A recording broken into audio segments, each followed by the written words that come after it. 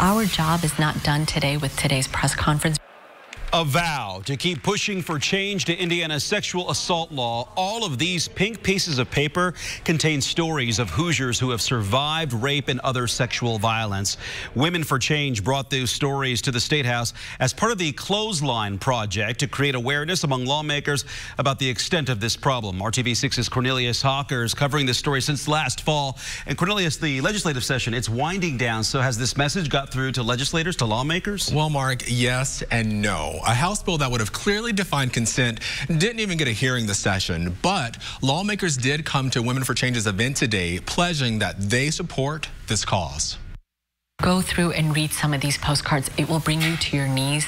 It will bring you to tears. That's what Rima Shahid wants everyone to do as she and others continue to push for a state law that defines consent, especially in the context of rape. Currently in the state of Indiana, no doesn't mean no. Right now in Indiana, sex is considered rape if one party forces or threatens the other with force. It's also considered rape if a person is unconscious or incapacitated due to a mental disability.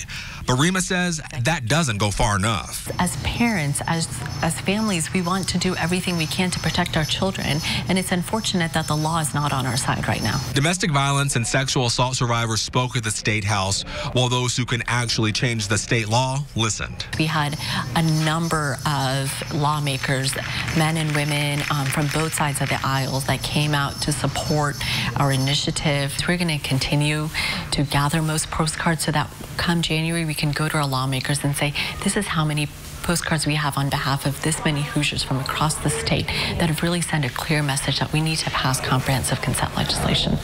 Now, all those pink pieces of paper you saw filled with stories from sexual assault survivors from all over Indiana's 92 counties will be at the Statehouse for the next 2 weeks. Well, Cornelius, we've seen how the current definition of rape in state law has actually been used to acquit someone who's accused of rape. Yeah, no, this story happened back in 2017. A Purdue student was in her boyfriend's bedroom in their dorm, and it was dark, and she says that someone came into the bedroom and she thought it was her boyfriend.